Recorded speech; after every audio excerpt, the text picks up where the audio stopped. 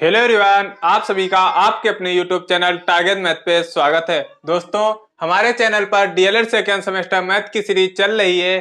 अगर आप लोगों ने अभी तक पिछले वीडियो नहीं देखे हैं तो आपको उनका लिंक नीचे डिस्क्रिप्शन बॉक्स में मिल जाएगा, आप वहां से जाकर देख सकते हो। दोस्तों, मैं विश्वास दिलाता हूं कि अगर आपने इस सीरीज को कंप्लीट कर लिया तो आप डीएलएड एग्जाम में 100% स्कोर कर पाएंगे, क्योंकि मैंने इस सीरीज को डीएलएड एग्जाम के पॉइंट ऑफ व्यू से ही तैयार किया है। तो आज हम चर्चा करने वाले हैं समुच्चय, वास्तविक संख्याएं, परिमेय एवं अपरिमेय संख्याओं का संख्या रेखा पर निरूपण कैसे किया जाएगा, शांत एवं अशांत दशमलव क्या होते हैं, अनुवर्ती एवं पूर्ववर्ती संख्याओं पर। तो हम शुरू करते हैं समुच्चय।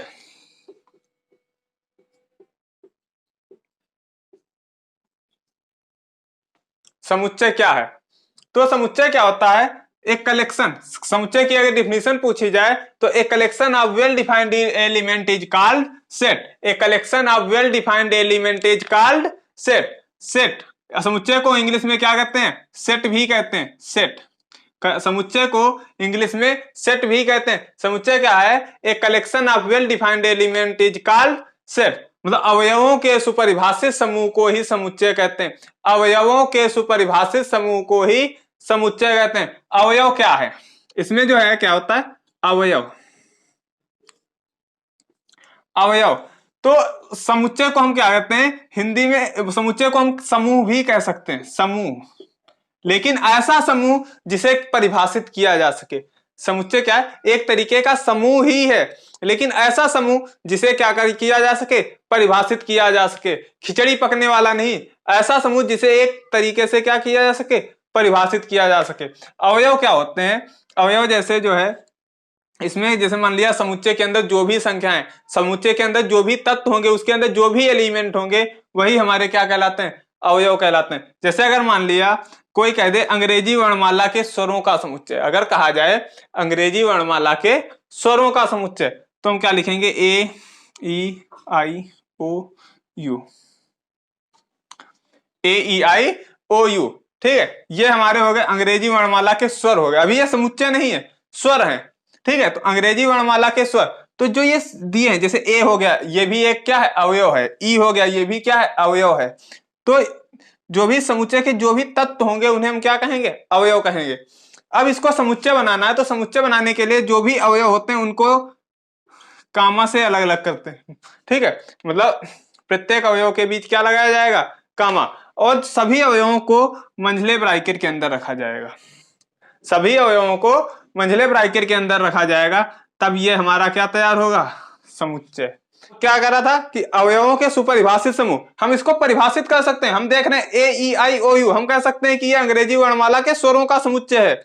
ये अंग्रेजी वर्णमाला के स्वरों का समुच्चय। ऐसे अगर दिया होता 2 4 6 8 डॉट डॉट डॉट, तो हम कह सकते थे कि ये सम संख्याओं का समुच्चय।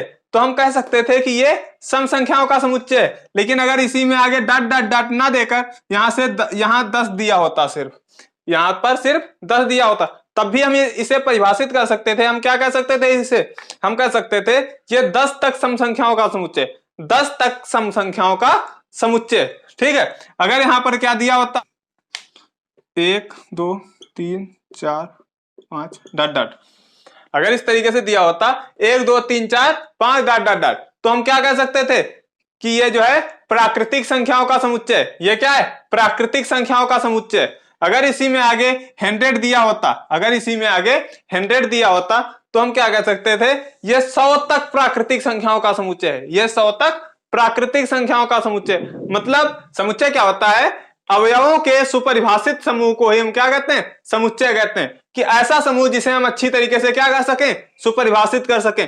ऐसा समूह जिसे हम सुपरिभाषित कर सकें, उसे ही क्या कहेंगे? समुच्चय कहेंगे, ठीक है।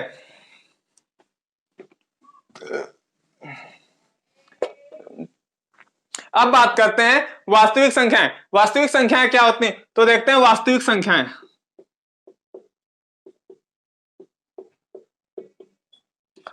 तो वास्तविक संख्याएं जो है हमारी दो प्रकार की होती हैं, परिमेय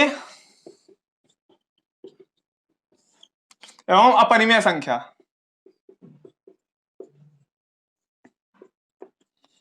वास्तविक संख्याएं दो प्रकार की होती हैं, परिमेय एवं अपरिमेय संख्या। ऐसी तो अपरिमेय संख्याएं क्या होती हैं? परिमेय संख्याएं क्या होती हैं? ऐसी संख्या जिन्हें हम P अपान Q के रूप में व्यक्त कर सकते हैं। ऐसी संख्याएं जिन्हें हम P अपान Q के रूप में व्यक्त कर सकते हैं उन्हें ही हम क्या कहते हैं? परिमेय संख्या कहते हैं। लेकिन Q जो है 0 के बराबर ना हो। ऐसी संख्याएं जिन्हें हम P अपान Q के रूप में व्यक्त कर सकते हैं तथा Q 0 के बराबर ना हो उन्हें हम क्या कहते हैं? परिमेय संख्याएं कहते हैं। उन्हें हम क्या कहते हैं? परिमेय संख्याएं कहते हैं। जैसे 1 क्या है? एक परिमेय संख्या है। 1 भी एक क्या है? परिमेय संख्या, क्योंकि हम इसके नीचे 1 लिखकर इसे जो है इसके नीचे 1 लिखकर इसे P अपान Q के रूप में बदल सकते हैं, क्योंकि जो भी संख्या होती है प्रत्येक संख्या का हर क्या होता है? 1 होता है। प्रत्येक संख्या का हर क्या होता है? 1 होता है। तो 1 भी एक क्या है? परिमेय संख्या। इसी तरीके से 0 के नीचे भी हम 1 लिख सकते हैं, तो ये भी क्या हो गई? एक परिमेय संख्या हो गई। इसी तरीके से अगर दे दिया जाए 0.3 तो ये भी क्या है? एक परिमेय संख्या है। क्यों? क्योंकि एक संख्या का हर क्या होता है? 1 होता है। पॉइंट हटाया, नीचे 0, मतलब 3/10 बन गया। ये भी क्या है? P अपान Q के रूप में व्यक्त की जा सकती है। ये भी एक क्या है? परिमेय संख्या। ये भी क्या है? परिमेय संख्या है। इसी तरीके से अगर पूछ देता 0.3333, ठीक है, डॉट डॉट डॉट, इस तरीके से कोई संख्या दी होती तो ये भी क्या है? एक परिमेय संख्या। ये भी एक परिमेय संख्या है। मतलब ये संख्या, इसमें क्या हो रहा है? 3 बार बार रिपीट हो रहा है, तो इसको हम लिख सकते हैं 0.3 इसके ऊपर बार, मतलब ये एक तरीके से क्या हो गया? आसान दशमलव की संख्या हो गई। इसको भी हम P अपान Q के रूप में व्यक्त कर सकते हैं। कैसे व्यक्त करेंगे अभी आगे देखते हैं इसको, ठीक है। जब यहाँ पे हम आसान दशमलव पर आएंगे तब हम इसको बताएंगे कि इसको P अपान Q के रूप में कैसे व्यक्त किया जाता है। तो मतलब इसका मतलब क्या हुआ? परिमेय संख्याएं क्या होंगी? ऐसी संख्याएं जिन्हें हम P अपान Q के रूप में व्यक्त कर सकते हैं उन्हें क्या कहते हैं? परिमेय संख्याएं कहते हैं। ऐसी संख्याएं जिन्हें हम P अपान Q के रूप में व्यक्त कर सकते हैं उन्हें परिमेय संख्याएं कहते हैं। और परिमेय संख्याओं में कौन कौन सी? जितनी भी हमारी संख्याएं होंगी, पूर्ण संख्या, प्राकृतिक संख्या, सब संख्याएं हमारी क्या होंगी? परिमेय संख्याओं में शामिल होंगी। अपरिमेय संख्याएं क्या होती हैं? ऐसी संख्याएं जिन्हें हम P अपान Q के रूप में व्यक्त नहीं कर सकते। ऐसी संख्याएं जिन्हें हम P अपान Q के रूप में व्यक्त नहीं कर सकते उन्हें क्या कहते हैं? अपरिमेय संख्याएं कहते हैं। जितनी भी रूट वाली संख्याएं, जितनी भी अंडर रूट वाली संख्याएं जिनका वर्गमूल नहीं किया जा सकता, मतलब वर्गमूल नहीं किया जा सकने का मतलब है कि जो पूर्ण वर्ग नहीं है, मतलब जैसे 4 का वर्गमूल हो जाएगा, 2 निकल आएगा, तो ये अपरिमेय संख्या नहीं है। ये 4 अपरिमेय संख्या नहीं होगा, ठीक है, 4 अपरिमेय संख्या नहीं होगा। लेकिन अंडर रूट 2 इसका जब हम वर्गमूल निकालेंगे तो ये दशमलव में आएगा और ये कहीं पर भी इसके दशमलव के बाद कोई भी संख्या रिपीट नहीं होगी, ये लगातार करता ही जाएगा, ठीक है। तो ये 2 क्या हो जाएगा? अपरिमेय संख्या। ऐसे 3 अंडर रूट 3, 4 को छोड़कर under root 5, under root 6, under root 7, under root 8, ये जो भी संख्याएं हैं ये सब लगातार करती जाएंगी। मतलब पूर्ण वर्ग संख्याओं को छोड़कर किसी भी संख्या पर अगर अंडर रूट लगा दिया जाए, पूर्ण वर्ग संख्याओं को छोड़कर किसी भी संख्या पर अगर अंडर रूट लगा दिया जाए तो उससे जो संख्या बनेगी वो एक अपरिमेय संख्या ही होगी, ठीक है। अब देखते हैं आगे। अब परिमेय संख्याओं के पार्ट क्या हो जाएंगे? नंबर 1 हो जाएगा प्राकृतिक संख्या। प्राकृतिक संख्या मतलब प्राकृतिक संख्याएं क्या होंगी? जिनसे हम वस्तुओं की क्या करते हैं? गणना करते हैं। वे संख्याएं जिनसे हम वस्तुओं की गणना करते हैं, जैसे 10 किलो चीनी, 10, ये क्या हो गई? प्राकृतिक संख्या, ठीक है। -10 किलो चीनी कभी नहीं कहेंगे, -10 किलो चीनी कभी नहीं कहेंगे, -2 पेन कभी नहीं कहेंगे, ठीक है। ऐसी संख्याएं जिनसे हम वस्तुओं की गणना करते हैं उन्हें प्राकृतिक संख्याएं कहते हैं। ऐसी संख्याएं जिनसे हम वस्तुओं की गणना करते हैं उन्हें प्राकृतिक संख्याएं कहते हैं। मतलब 1 2 3 4 डॉट डॉट डॉट इनफाइनाइट तक, ठीक है। उसके बाद बात करते हैं पूर्ण संख्याएं। ये जो भी प्राकृतिक संख्याएं, पूर्ण संख्याएं, ये सब परिमेय संख्याओं के ही भाग हैं, ठीक है, इन्हीं सबको मिलाकर, मतलब परिमेय संख्याएं जो हैं इन्हीं सबको मिलाकर बनी हुई हैं, सीधी सी बात है। तो पूर्ण संख्याएं क्या हो जाएंगी? तो पूर्ण संख्या, जो इसमें प्राकृतिक संख्याएं थी, इसमें एक संख्या का अभाव रहा, एक अंक का अभाव रहा, वो था 0। प्राकृतिक संख्याओं में क्या हुआ? एक अंक का अभाव था, 0 था, मतलब इसमें 0 नहीं शामिल है, इसमें 0 शामिल नहीं है। प्राकृतिक संख्याओं में अगर 0 को भी शामिल कर दिया जाए, प्राकृतिक संख्याओं के समूह में अगर 0 को भी शामिल कर दिया जाए, तो वो संख्याएं क्या बन जाती हैं? पूर्ण संख्याएं।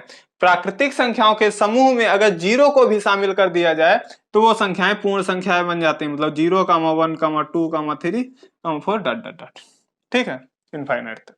सिर्फ इतना अंतर है, प्राकृतिक संख्याओं में 0 शामिल नहीं होता है, पूर्ण संख्याओं में 0 शामिल होता है, ठीक है। उसके बाद बात करते हैं पूर्णांक की।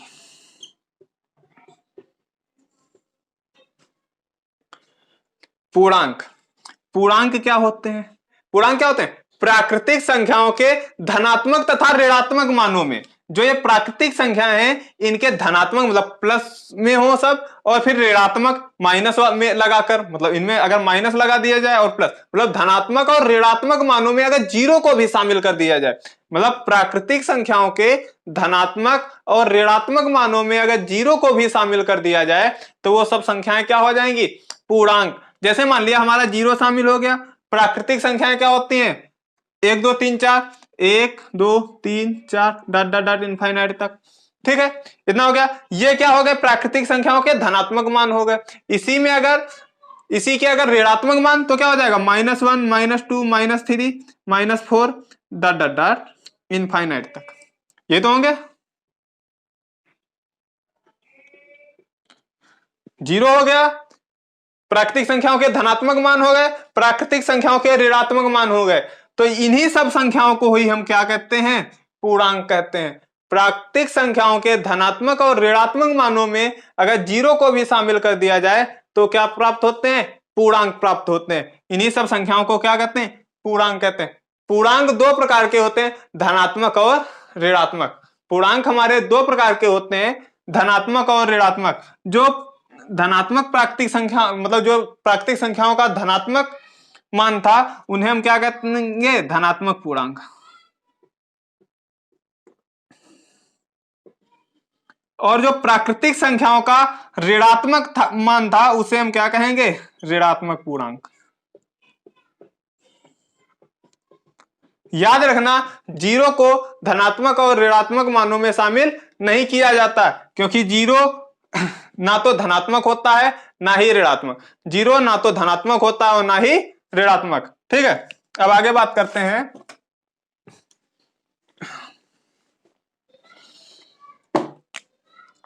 अब बात करते हैं अभाज्य संख्याओं के बारे में।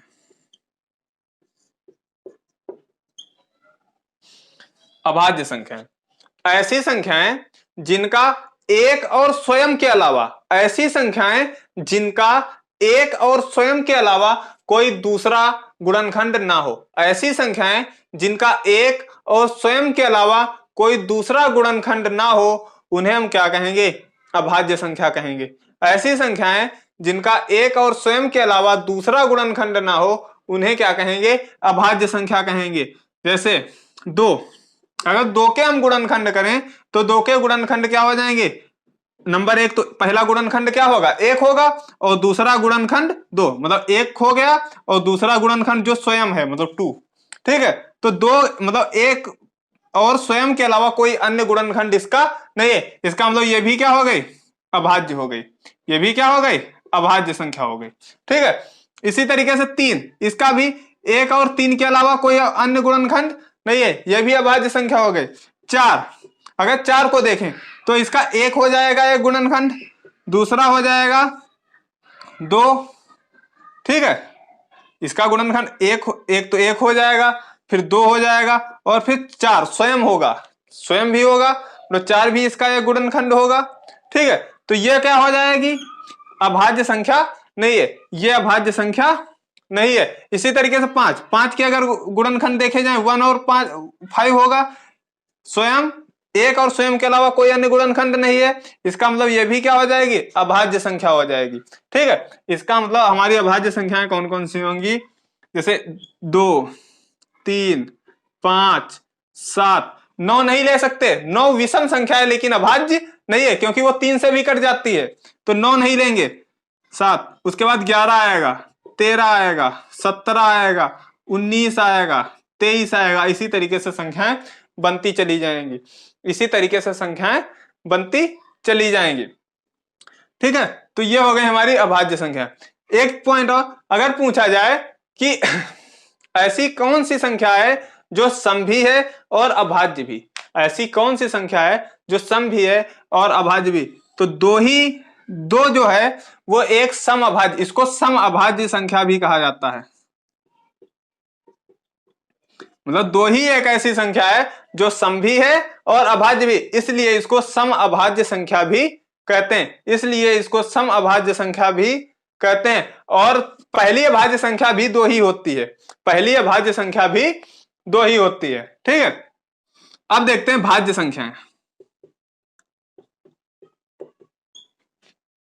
अब बात करते हैं भाज्य संख्याओं की। तो भाज्य संख्याएं क्या होती हैं, ऐसी संख्याएं जिनका एक और स्वयं के अलावा, ऐसी संख्याएं जिनका एक और स्वयं के अलावा कोई अन्य गुणनखंड भी हो, ऐसी संख्याएं जिनका एक और स्वयं के अलावा कोई अन्य गुणनखंड भी हो, उन्हें हम क्या कहेंगे, भाज्य संख्याएं कहेंगे। ऐसी संख्याएं जिनका एक और स्वयं के अलावा कोई अन्य गुणनखंड भी हो, उसे हम क्या कहेंगे, भाज्य संख्याएं कहेंगे। मतलब अभाज्य संख्याओं को छोड़कर जो भी संख्याएं हमारी बचती हैं सारी क्या होंगी, भाज्य होंगी। अभाज्य संख्याओं को छोड़कर जितनी भी संख्याएं हमारी बचती हैं सारी की सारी क्या होंगी, भाज्य होंगी। ठीक है, अब बात करते हैं पूर्णकालिक संख्याओं के बारे में।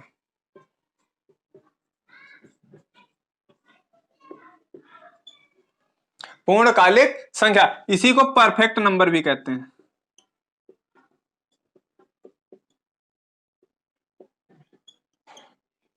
इसी को परफेक्ट नंबर भी कहते हैं। तो पूर्णकालिक संख्याएं क्या होती हैं, ऐसी संख्याएं जिनके गुणनखंडों का योग, ऐसी संख्याएं जिनके गुणनखंडों का योग उसी संख्या के बराबर हो लेकिन गुणनखंडों में स्वयं उनको शामिल नहीं किया जाएगा, लेकिन गुणनखंडों में स्वयं को शामिल नहीं किया जाएगा, उसी को क्या कहते हैं, परफेक्ट नंबर। जैसे एग्जांपल के लिए देख लेते हैं 6 का एक गुणनखंड तो होगा 1, एक तो हो जाएगा 1, दूसरा गुणनखंड क्या होगा, 2 होगा, दूसरा गुणनखंड क्या होगा, 2 होगा, तीसरा गुणनखंड क्या होगा, 3 होगा, तीसरा गुणनखंड क्या होगा, 3 होगा, चौथा गुणनखंड क्या होगा, 6 होगा। अगर इसके फैक्टर देखे जाएं तो एक तो 1 हो जाएगा, दूसरा 2 हो जाएगा, तीसरा 3 हो जाएगा, चौथा 6 होगा। लेकिन कंडीशन क्या करा, 6 को छोड़कर, मतलब 6 शामिल नहीं किया जाएगा, 6 शामिल नहीं किया जाएगा, 6 को छोड़कर बाकी जो संख्या, मतलब बाकी जो गुणनखंड हैं उनका योग अगर इसी संख्या के बराबर आ रहा है तो उसे हम क्या कहेंगे, पूर्णकालिक संख्या, मतलब परफेक्ट नंबर कहेंगे। मतलब 1 + 2 + 3 बराबर कितना हो जाता है हमारा, 6। इसी तरीके से एक है 28, 28 भी एक पूर्णकालिक संख्या है, परफेक्ट नंबर है। जैसे 28 को हम क्या कर लिखेंगे, इसके एक तो गुणनखंड हो गया 1, दूसरा 2 भी हो जाता है, 3 होगा नहीं, 4 भी हो जाता है, 5 होगा नहीं, 6 होगा नहीं, 7 भी होता है, 8 होगा नहीं, 9 होगा नहीं, 10 होगा नहीं, 11 होगा नहीं, 12 होगा नहीं, 14 भी हो जाता है, और उसके बाद स्वयं 28 ये होते हैं। लेकिन क्या करा, स्वयं को छोड़कर, मतलब स्वयं को काउंट नहीं किया जाएगा। अगर इनका योग जो है इसके बराबर आ रहा है तो ये हमारी क्या होगी, परफेक्ट नंबर होगी। जोड़ के देखते हैं, 1 और 2 3, 3 और 4 7, 7 और 7 14, 14 और 14 28, मतलब योग बराबर आ रहा है। तो इसका मतलब ये भी एक क्या है, परफेक्ट नंबर है। मतलब परफेक्ट नंबर क्या हो जाएंगे, ऐसी संख्या जिसके गुणनखंडों का योग, ऐसी संख्या जिसके गुणनखंडों का योग लेकिन उस गुणनखंड में स्वयं को शामिल नहीं किया जाएगा, ऐसी संख्या जिनके गुणनखंडों का योग क्या हो, उसी संख्या के बराबर हो, उन्हें क्या कहेंगे, पूर्णकालिक संख्या, मतलब परफेक्ट नंबर कहेंगे। ठीक है, अब बात करते हैं सहअभाज्य संख्याओं के बारे में।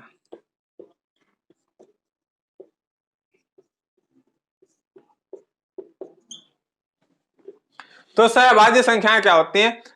संख्याओं का ऐसा युग्म, संख्याओं का ऐसा युग्म जिनमें एक के अतिरिक्त कोई अन्य उभयनिष्ठ गुणनखंड ना हो। संख्याओं का ऐसा युग्म जिनमें एक के अतिरिक्त कोई अन्य उभयनिष्ठ गुणनखंड ना हो, उन्हें क्या कहेंगे?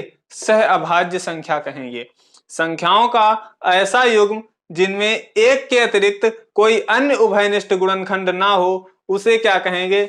सहअभाज्य संख्या कहेंगे। सीधी सी बात, ऐसी संख्याएं जिनका HCF 1 हो, ऐसी संख्याएं जिनका HCF 1 हो, उसे क्या कहेंगे? सहअभाज्य संख्या कहेंगे।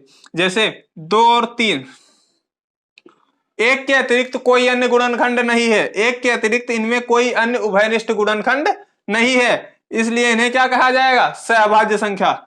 4 और 5, 4 और 5, 4 और 5 मतलब इनमें एक के अतिरिक्त, दोनों में एक के अतिरिक्त कोई अन्य उभयनिष्ठ गुणनखंड नहीं है, इसलिए इन्हें क्या कहा जाएगा? सहअभाज्य संख्या। ठीक है। ऐसे 5 और 13, इनमें भी एक के अतिरिक्त कोई अन्य उभयनिष्ठ गुणनखंड नहीं है, इसलिए इन्हें क्या कहा जाएगा?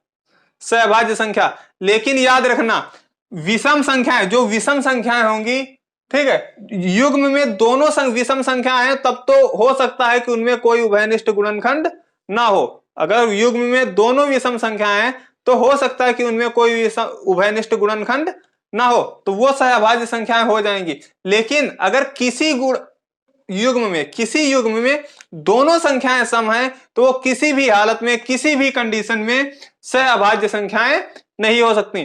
अगर किसी भी युग्म में दोनों संख्याएं सम संख्याएं, तो वो किसी भी हालत में सहअभाज्य संख्याएं नहीं होंगी। जैसे अगर 2 और 4 ही मान लेते हैं, 2 और 4, तो ये दोनों सम संख्याएं, तो इनमें कोई दो तो उभयनिष्ठ गुणनखंड मिल ही जाएगा, मतलब 2 जो है इनमें तो उभयनिष्ठ गुणनखंड मिल ही जाएगा। 6 और 4 ले लो, इसमें भी 2 तो उभयनिष्ठ गुणनखंड मिल ही जाएगा। इसलिए किसी भी सहअभाज्य संख्या के युग्म में दोनों संख्याएं सम नहीं हो सकती, लेकिन दोनों संख्याएं विषम हो सकती हैं। ठीक है। अब अगला पॉइंट है हमारा परिमेय एवं अपरिमेय संख्याओं का संख्या रेखा पर निरूपण। तो परिमेय एवं अपरिमेय संख्याओं का संख्या रेखा पर निरूपण कैसे किया जाएगा? जैसे मान लिया अगर पूछ दे 5/4, बोल दे 5/4 को संख्या रेखा पर निरूपित करो, तो हम क्या करेंगे? सबसे पहले संख्या रेखा बनाएंगे। जैसे मान लिया 0 हो गया, ये हो गया 1 2 3 4 5 डॉट डॉट डॉट, ये जाएगा प्लस इनफाइनाइट तक, और ये -1 -2 -3 -4 -5, और ये जाएगा माइनस इनफाइनाइट तक। ठीक है। अब कह रहा है कि 5/4 को संख्या रेखा पर निरूपित करो। तो सबसे पहले देखते हैं कि जो संख्या दी गई है, जो भिन्न दिया गया है, जो परिमेय संख्या दी गई है, उसको हम काट सकते हैं, नहीं काट सकते? तो अगर हम इसको लिखेंगे तो हम इसको लिख सकते हैं 1 सही 1/4, 4 एकम 4, बचा 1/4। ठीक, 1 सही 1/4। इससे क्या पता चलेगा? जो संख्या है ये 1, ठीक है, जो हम संख्या रेखा पर निरूपित करेंगे, तो इससे जो आगे सही बटा में आया, मतलब जो ये 1 सही 1/4, मतलब ये जो आगे पूर्ण संख्या, ये जो संख्या निकल के आई 1, ठीक है, इससे हमें पता चलता है कि जो भी करना है 1 के बाद ही करना है। यहाँ पे 1 आया, इसका मतलब क्या है कि हमें जो भी करना है वो 1 के बाद करना है। समझ रहे हो कि जो भी करना है वो 1 के बाद। 1 के बाद का मतलब है कि हमें इसके पहले कुछ भी नहीं करना, इसके पहले वाले भाग इधर से नहीं करने, हमको इधर वाले पोर्शन में कोई भी टुकड़े नहीं करने। जो भी करना है 1 के बाद, मतलब इधर वाले पोर्शन में ही हमें अब टुकड़े करने हैं। तो इधर वाले पोर्शन मतलब 1 के बाद, तो 1 के जस्ट बाद करना शुरू करेंगे टुकड़े।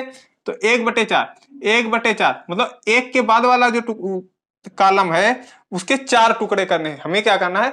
1/4 का मतलब हो गया कि यहां इस वाले कॉलम के हमें कितने टुकड़े करने हैं? 4 टुकड़े। 4 टुकड़े करके उसका पहला भाग, 4 टुकड़े करके उसका जो पहला भाग होगा वही हमारा क्या होगा? 1/4 होगा। जैसे मान लिया अगर हम इसको टुकड़ों में तोड़ेंगे, 20 से कर दिया, आधा हो गया, फिर इस आधे का एक आधा कर दिया, इस एक आधे का एक आधा, कितने टुकड़े हो गए? 1 2 3 और 4, 4 पोर्शन बन गए। तो अब कह क्या रहा है? 1/4। क्या कह रहा है? 1/4। 1/4 का मतलब हो गया पहला 4 टुकड़ों का पहला भाग, 4 टुकड़ों का जो 4 टुकड़े थे उसका पहला भाग कौन वाला? यही वाला तो है। तो ये पॉइंट जो है ये हमारा क्या हो जाएगा? 1/4। ऐसे ही अगर पूछ देता इसी में दो, अगर यहाँ पे आता 2/4, अगर यहाँ पे बसता 2/4, तो अगर 2/4 पूछता तो यही क्या हो जाता? ये वाला पोर्शन हो जाता 2/4। अगर यहीं पे पूछता 3/4 तो ये वाला पोर्शन हो जाता 3/4। अगर 4/4 तो ये वाला पोर्शन 4/4। मतलब ये कट के सीधे 1 हो जाता, हम लोग सीधे तो 1 + 1 कितना बन जाता? 2 बन जाता। समझ में आया? अगला एक क्वेश्चन और देख लेते हैं। जैसे अगर पूछ देता, ऐसे ही पूछता 9/2, ऐसे ही पूछ देता 9/2 को संख्या रेखा पर निरूपित करो। 9/2 को संख्या रेखा पर निरूपित करो। तो 9/2 को निरूपित करने से पहले हमें क्या देखना होगा? काट के देख लेते हैं।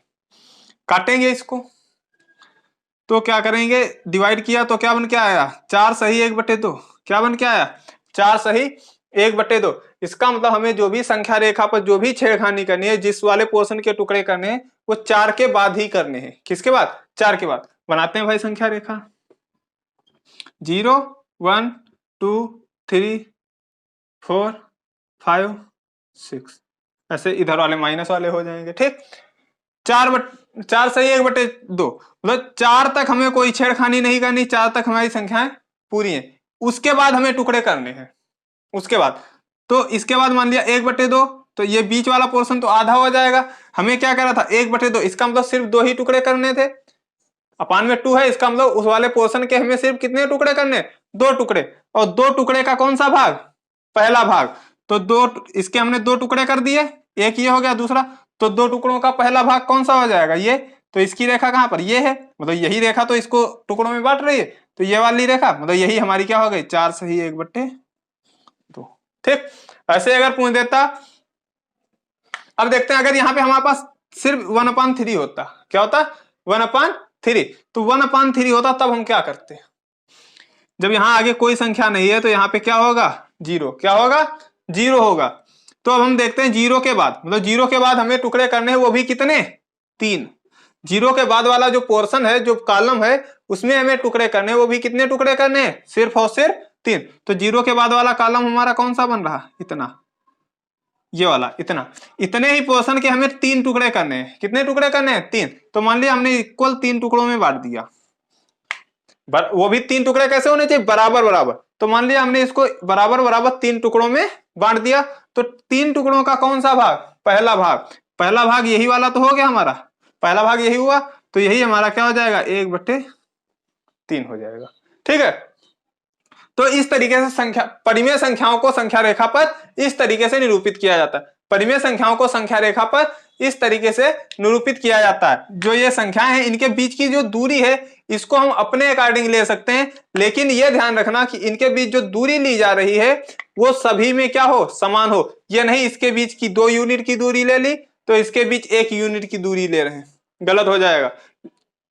मतलब जो भी दूरी लेंगे सबके बीच क्या लेंगे? समान दूरी लेंगे। ठीक है, अब बात करते हैं परिमेय संख्याओं की। अब अगर कह दे अपरिमेय संख्याओं को संख्या रेखा पर निरूपित कीजिए, तो अपरिमेय संख्या हमारी मान लिया अगर एक √2, पहली संख्या को हम ले रहे हैं, क्योंकि अपरिमेय संख्याओं को जब भी संख्या रेखा पर निरूपित करना होगा तो सबसे पहले स्टार्टिंग होगी √2 से। कभी भी कहीं भी किसी भी क्वेश्चन में अपरिमेय संख्याओं को, मतलब रूट वाली संख्याओं को अगर संख्या रेखा पर निरूपित करने की बात कर रहा है तो स्टार्टिंग की जाएगी √2 से। स्टार्टिंग की जाएगी √2 से। तो देखते हैं, मान लिया हमारे पास संख्या रेखा ये दी हुई है, 0 1 2 3 4 5, इधर -1 -2 -3, ऐसे ये डॉट डॉट डॉट अनंत इनफाइनाइट तक जाएगा। ठीक है, अब देखो क्या कह रहा है कि जब अपरिमेय संख्याओं को संख्या रेखा पर निरूपित करने की बारी आती है तो पहला स्टेप उसका क्या होता है, √2 निकालना, संख्या रेखा पर √2 को प्रदर्शित करना। तो √2 को प्रदर्शित करने के लिए हमारा पहला स्टेप क्या होता है कि जो हमारा मूल बिंदु 0 होता है, जो हमारा मूल बिंदु 0 है, 0 से हम 1 यूनिट की दूरी लेते हैं। ये हमारी यहां से यहां तक की दूरी कितनी हो गई, 1, हमने क्योंकि यूनिट के अकॉर्डिंग ही संख्याएं रखी है, तो यहां से हमारी यहां से यहां तक की दूरी क्या हो गई, 1 यूनिट हो गई, 1 यूनिट। अब इस पॉइंट को, जो ये 1 यूनिट की दूरी है, इस पॉइंट पर हम एक लंबवत रेखा खींचेंगे। इस पॉइंट पर हम क्या करेंगे, एक लंबवत रेखा खींचेंगे। फिर इसी पॉइंट से इस रेखा पर हम क्या लगाएंगे, एक ही से, जैसे एक ही यूनिट, यहां से यहां तक की दूरी हमने कितनी ली थी, 1, यहां से यहां तक की दूरी हमने कितनी ली थी, 1।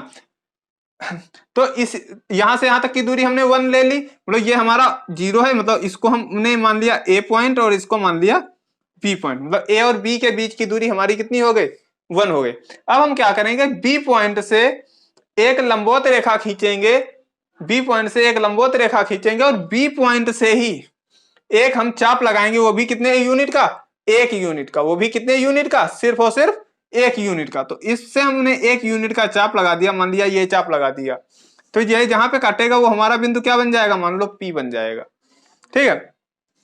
अब हम क्या करेंगे, इसको और इसको मिला देंगे, क्या करेंगे, इसको और इसको मिला देंगे। अब देखो ये हमारा एक समकोण त्रिभुज बन गया, ये क्या बन गया, हमारा एक समकोण त्रिभुज बन गया। तो समकोण त्रिभुज में अब ये आधार हो गया, ये लंब हो गया, ये आधार, ये लंब। पाइथागोरस प्रमेय क्या हो कहती है, कर्ण का वर्ग, अब हमें ये निकालना है, तो कर्ण का वर्ग बराबर आधार का वर्ग प्लस लंब का वर्ग, मतलब ए ये पॉइंट था, ए पॉइंट ये था, तो ए पी का वर्ग, ए पी का होल स्क्वायर बराबर आधार का वर्ग मतलब 1 का वर्ग, लंब का वर्ग ये भी 1, 1 का वर्ग, तो ए पी का होल स्क्वायर बराबर 1 + 1 मतलब 2, तो एपी का होल स्क्वायर बराबर 2। और पता है कि इधर से जब स्क्वायर हटता है तो उधर जाकर क्या बन जाता है, अंडर रूट। तो एपी बराबर हमारा कितना निकल के आ गया, √2। तो ये निकल के आया √2। तो अभी हमें ये √2 पता है, लेकिन हमें दिखाना किस पर, संख्या रेखा, हमारी संख्या रेखा ये है ना कि ये। तो संख्या रेखा पर √2 दिखाने के लिए क्या करेंगे, हम इस पॉइंट से इस पर एक चाप लगाएंगे, ये ऐसे, मतलब प्रकार की नोक इस पर रखेंगे और इस दूरी को लेकर एक चाप लगाएंगे जो हमें इस तरीके से बनाएगा, मतलब जो इस पथ को इस तरीके से बनाएगा, ठीक है। मान लिया उसको डॉट डॉट डॉट करके लगा देंगे ये चाप। तो ये जिस पॉइंट पर ये चाप जो है संख्या रेखा को काटेगा, वही दूरी हमारी क्या कहलाएगी, वही दूरी हमारी कहलाएगी √2। यही दूरी हमारी क्या हो जाएगी, √2, ठीक है। इस तरीके से हमने √2 को प्रदर्शित कर दिया, इस तरीके से हमने क्या कर दिया, √2 को प्रदर्शित कर दिया। इसके ही आगे अगर हमें √3, क्योंकि इसमें एक साथ कोई संख्या निकाली नहीं जा सकती, डायरेक्ट कोई भी संख्या नहीं निकाल पाएंगे, स्टेप बाय स्टेप ही चलना पड़ेगा। तो अब हमने यहाँ √2 निकाल दिए। अब अगर पूछ दे √3 निकालने को, अगर बोल दे √3 निकालिए, तो √3 जब निकालेंगे तब हम क्या करेंगे, देखते हैं। ये दूरी हमने यहां तक हमारी √2 थी। अब जिस पॉइंट पर √2 बन रहा है, इस पॉइंट पर फिर से हम क्या करेंगे, 1 यूनिट की दूरी लेंगे। जिस पॉइंट पर हमारा √2 बन रहा है, उसी पॉइंट पर फिर से 1 यूनिट की दूरी, 1 यूनिट का लंब लेंगे, समझ रहे हो, मतलब उसी पॉइंट पर एक लंब रेखा खींचेंगे और फिर से पहले की तरीके से 1 यूनिट का, मतलब जैसे यहां से यहां तक हमने 1 सेंटीमीटर का चाप अगर दूरी ली है, तो यहां से यहां तक 1 सेंटीमीटर का ही चाप लगाएंगे। अगर यहां से यहां तक हमने 1 यूनिट 10 सेंटीमीटर का लिया है, तो 10 सेंटीमीटर का चाप लगाएंगे, सीधी सी बात ये है। तो मान लिया हमने यहां से यहां तक 1 सेंटीमीटर की दूरी ली थी, तो हम क्या करेंगे, एक से इसको, ये एक लंब रेखा इस पर खींच दी, इस पर भी क्या करेंगे, 1 सेंटीमीटर का ही चाप लगाएंगे, ठीक है। 1 सेंटीमीटर का चाप लगा दिया, मतलब ये 1 बन गया, यहां से ये हमारी दूरी क्या हो गई, 1 हो गई। फिर से इसको क्या कर देंगे, मिला देंगे, फिर से इसको क्या कर देंगे, मिला देंगे। अब ये हमारा आधार क्या बना था इस समय, √2। इस समय हमारा आधार क्या था, √2। लेकिन अब लंब क्या हो गया, लंब क्या हो गया, 1, लंब क्या हो गया, 1। फिर से वही पाइथागोरस प्रमेय लगाएंगे, तो इस बार P इसको बिंदु Q मान लिया, तो AQ बराबर, मतलब AQ बराबर क्या हो जाएगा, 2 का वर्ग सीधे मतलब डायरेक्ट कर रहे हैं, फिलहाल देख लो। अच्छा, ए क्यू का स्क्वायर बराबर क्या हो जाएगा, अंडर रूट 2 का स्क्वायर प्लस 1 का स्क्वायर। तो ए क्यू का होल स्क्वायर बराबर कितना हो जाएगा, अंडर रूट 2 का स्क्वायर 2 प्लस 1 का स्क्वायर 1। तो ए क्यू बराबर 2 प्लस 3 वो 2 प्लस 1 3 और इधर स्क्वायर था वो उधर जाएगा अंडर रूट। तो ये क्या बन गया, अंडर रूट 3। मतलब यहां से यहां तक की दूरी अंडर रूट 3 निकल के आई, लेकिन हमें देखनी किस पर थी, संख्या रेखा पर। फिर से वही प्रक्रिया करेंगे, इस पॉइंट पर प्रकार की नोक रखेंगे, इतनी दूरी प्रकार में लेंगे और एक चाप लगाएंगे जो लगभग इस तरीके से आएगा। ठीक है, तो जिस पॉइंट पर यह संख्या रेखा को काटेगा वही पॉइंट हमारा क्या हो जाएगा, अंडर रूट 3 की दूरी पर हो जाएगा। वही पॉइंट हमारा अंडर रूट 3 की दूरी पर हो जाएगा। इस तरीके से हम सभी अपरिमेय संख्याओं को संख्या रेखा पर प्रदर्शित करेंगे। ठीक है, अब बात करते हैं शांत एवं अशांत दशमलव की। ठीक है, तो देखते हैं शांत एवं अशांत दशमलव।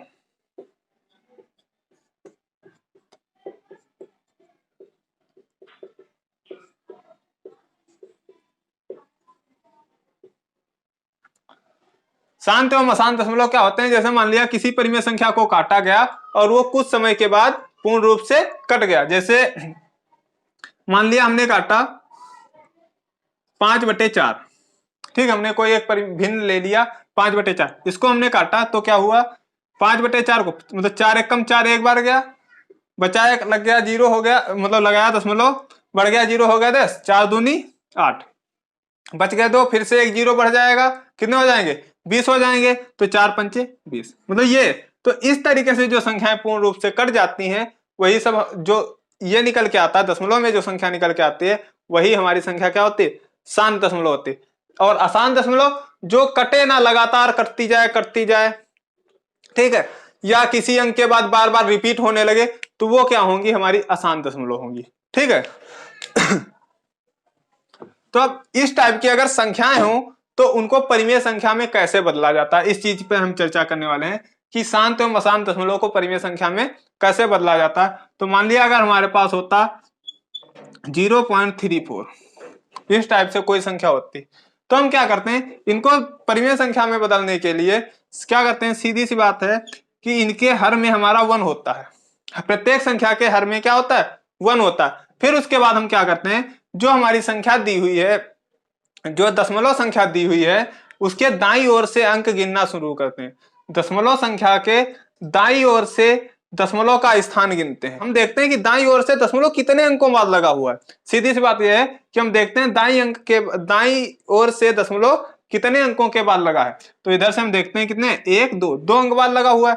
तो हम क्या कर देंगे, 2 0 नीचे लगा देंगे, नीचे क्या कर देंगे 2 0 लगा देंगे और ऊपर से दशमलव क्या हो जाएगा, हट जाएगा।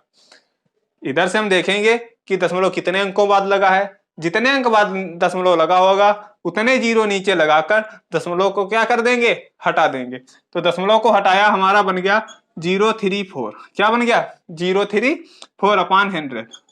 अब जब किसी संख्या के पहले 0 होता है तो उसका कोई महत्व नहीं होता, तो इसको लिख सकते हैं 34/100। अब इसको काट पीट कर रख देंगे, इसको काटेंगे 2 से काटेंगे 17 हो जाएगा, इसको काटेंगे 50, अब आगे कटेगी नहीं, 17/50।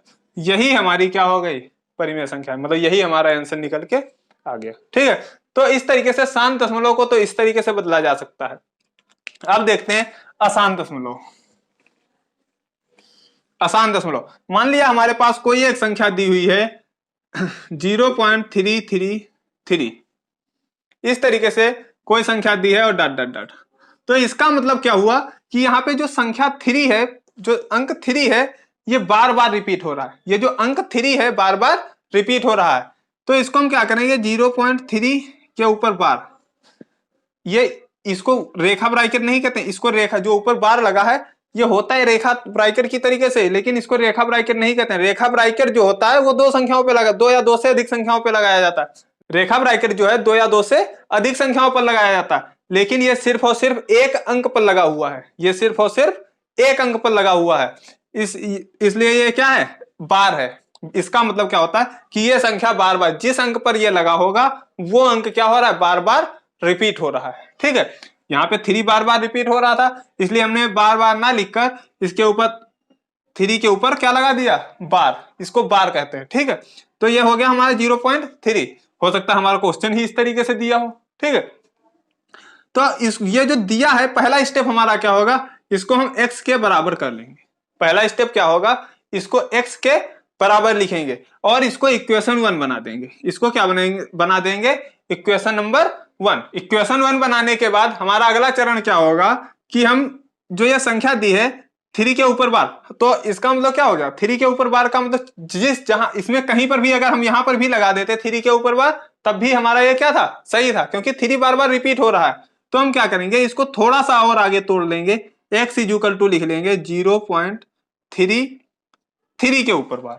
ठीक है, इस तरीके से लिखेंगे कि मतलब पूरा जितने पे बार लगा है उसी को एक बार साधारण रूप में लिखकर फिर उसके आगे एक बार लिखकर उसके ऊपर बार लगाएंगे। ठीक है, जैसे यहाँ पे 3 था, 3 को हमने एक ऐसे ही लिख लिया, उसके आगे फिर से उसको रिपीट कर दिया, फिर उस पर बार लगा दिया। चाहे तो हम ऐसे भी कर सकते हैं 0.3333 फिर बार लगाएं, कोई फर्क नहीं पड़ने वाला। इसका मतलब ही है कि 3 बार बार रिपीट हो रहा है, तो हमने पहले रिपीट करा लिया, फिर उसके बाद बार लगाया। तो इसको इस तरीके से तोड़ के लिख लेंगे। अब इसके बाद अगला स्टेप हमारा क्या होगा कि जितने अंकों पर बार लगा है, एक के आगे उतने ही जीरो लगाकर दोनों पक्षों में क्या करेंगे, गुणा। मतलब यहाँ पे हमारे 1 अंक पर बार लगा है, तो इसका मतलब 1 के आगे 1 जीरो, मतलब 10 से दोनों पक्षों में क्या की जाएगी, गुणा। इस वाली इक्वेशन में हम क्या करेंगे, दोनों पक्षों में 10 से गुणा। तो ये इसमें 10 से गुणा करने पर,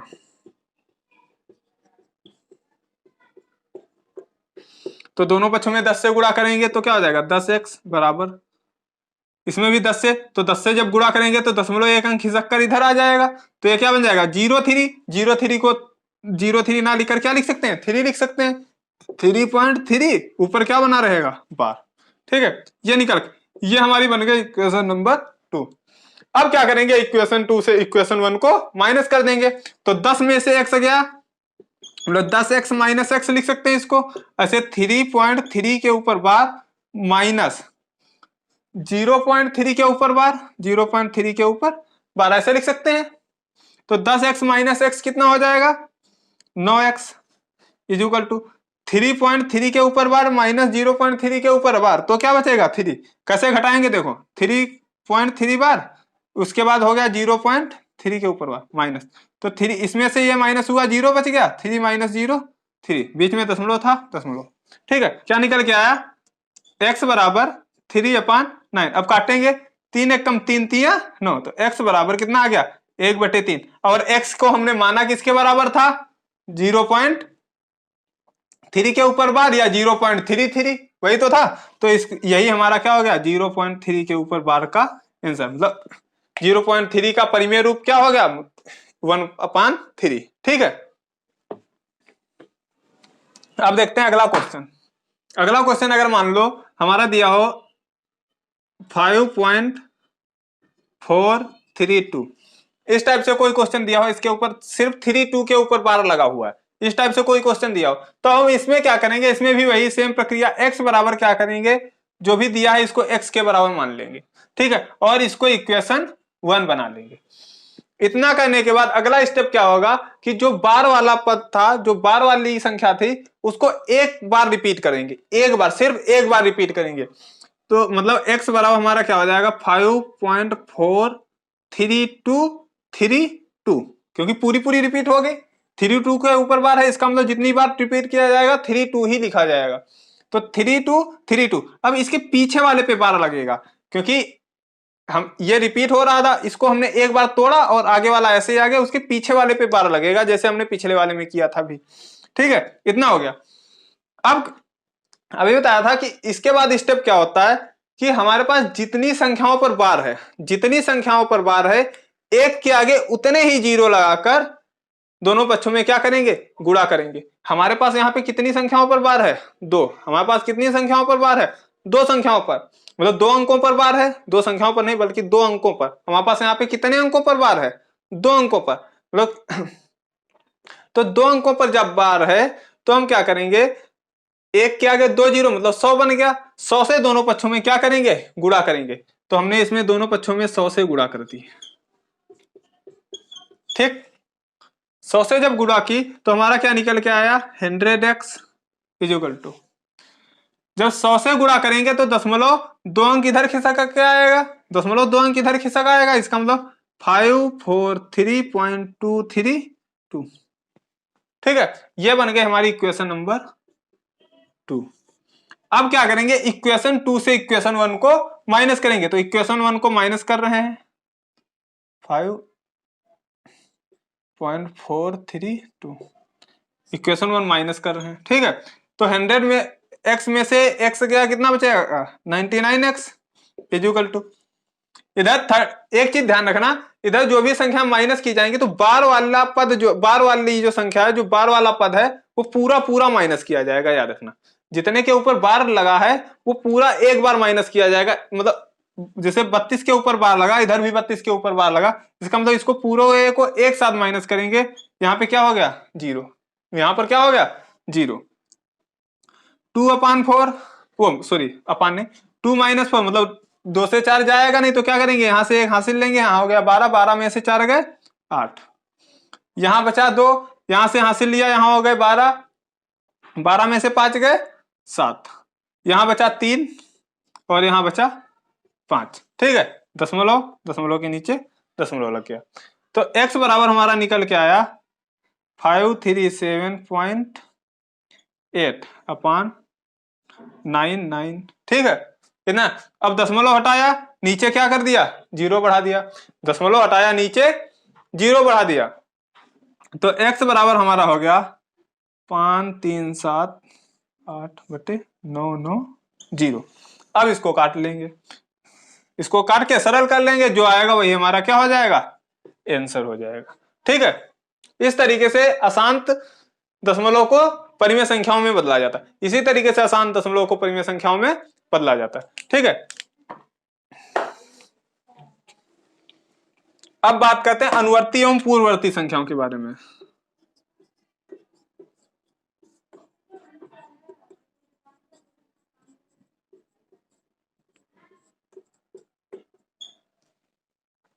अनुवर्ती संख्या, अनुवर्ती मतलब कोई भी संख्या अगर दी हो, जैसे मान लिया हमारे पास 10 दिया है, कोई भी संख्या दी हो उसके बाद आने वाली संख्या को कहते हैं अनुवर्ती संख्या, कोई भी दी हुई संख्या के बाद आने वाली संख्या को कहते हैं अनुवर्ती संख्या, और कोई दी हुई संख्या के पहले आने वाली संख्या को कहते हैं पूर्ववर्ती संख्या। बस इतना ही है अनुवर्ती और पूर्ववर्ती। किसी संख्या के बाद आने वाली संख्या को कहते हैं अनुवर्ती संख्या, किसी संख्या के बाद आने वाली संख्या को कहते हैं अनुवर्ती संख्या, और उसके तुरंत पहले आने वाली संख्या को कहते हैं पूर्ववर्ती संख्या। मतलब 10 है, 10 के बाद 11 आ रहा है, इसका मतलब ये क्या हो जाएगा अनुवर्ती, तुरंत बाद वाली संख्या होगी, और इसके बाद क्या आ रहा है 10 आ रहा है, तो 10 ये क्या हो जाएगा पूर्ववर्ती। बस इतना ही है, अनुवर्ती एवं पूर्ववर्ती क्या, मतलब किसी संख्या, किसी दी हुई संख्या के तुरंत बाद आने वाली संख्या को कहते हैं उसकी अनुवर्ती, और उसी संख्या के तुरंत पहले आने वाली संख्या को क्या कहते हैं पूर्ववर्ती संख्या। ठीक है, तो आज के लिए बस इतना ही। अगर आपको ये वीडियो अच्छा लगा हो तो इसे लाइक और शेयर कर दें तथा चैनल को भी सब्सक्राइब कर दें, जिससे हमारे सभी वीडियोज के नोटिफिकेशन आपको मिल सकें। धन्यवाद दोस्तों।